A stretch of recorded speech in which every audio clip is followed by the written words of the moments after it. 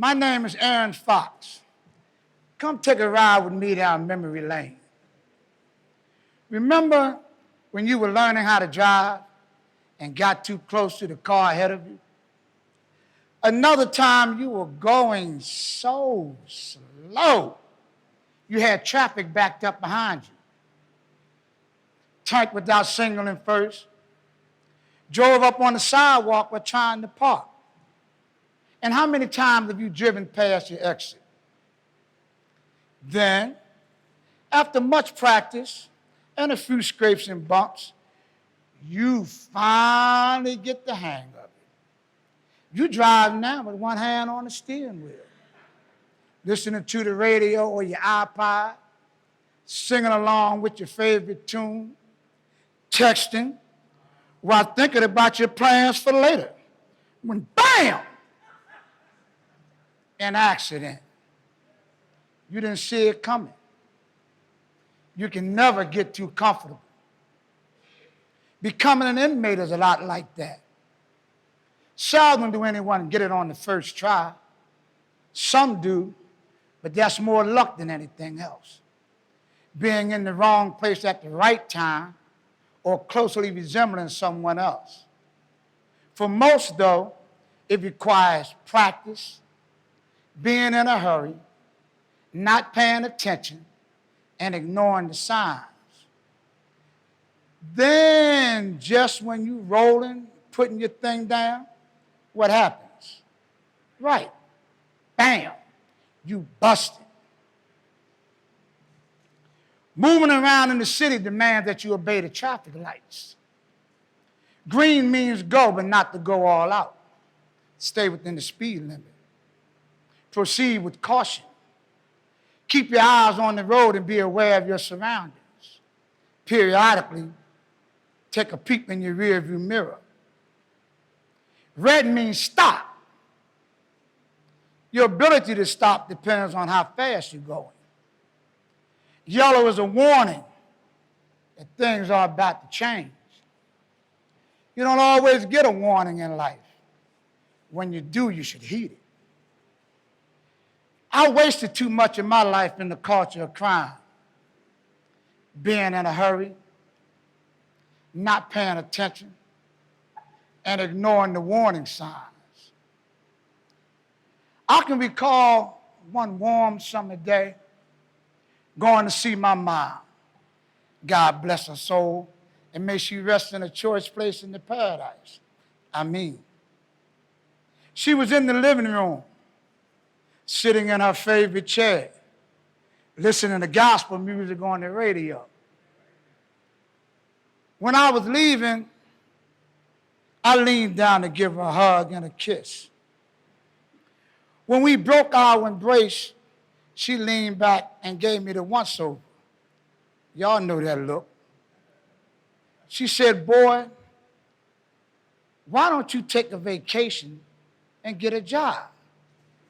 I told her, "Mom, I'm all right."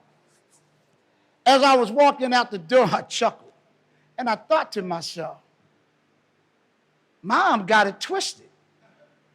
You have to get a job first, then take a vacation. I didn't get what she meant till 2 months later. I was busted, sitting in jail, being held without bail.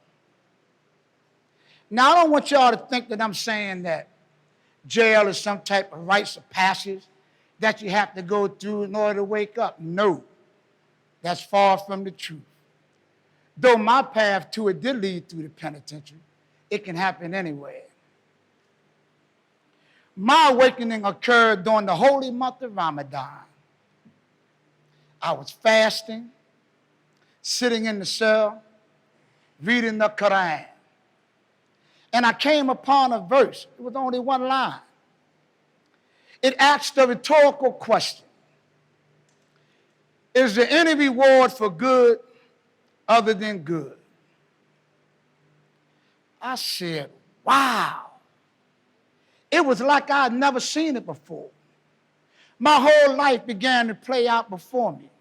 See, I spent most of it trying to take something bad and make something good out of it. I made up my mind right then and there that I was done with crime, the culture, the values and beliefs, and everything associated with it. And that I would rededicate my life to my family, to helping my fellow prisoners arrive at this same state of mind, and do all I can to prevent the babies from coming this way. That's been over 20 years ago. And I can honestly say that I have remained true to that commitment. Since then, I've become a part of a movement called the Lifers Public Safety Initiative. Our mission is to end the culture of street crime using the Malcolm X paradigm, which is cognitive transformation or thinking in a new way. When we changed our thinking, our behavior changed.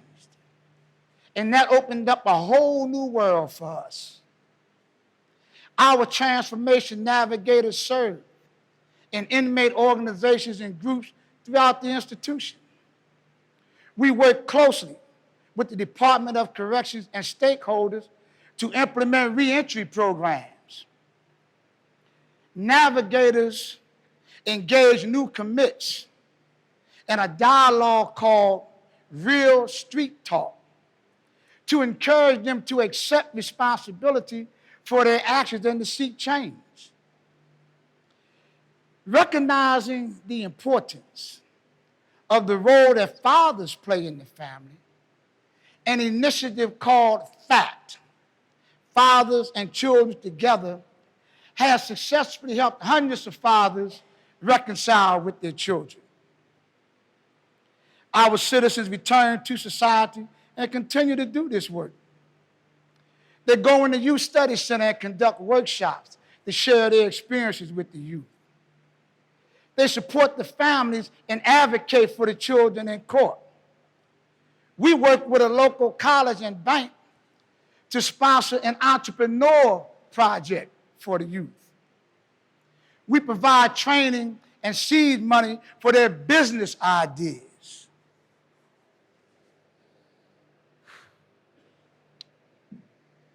We act society.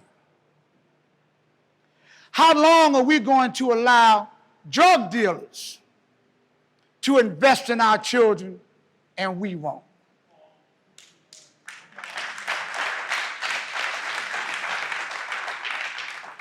Brothers and sisters, we can all be vehicles for positive change.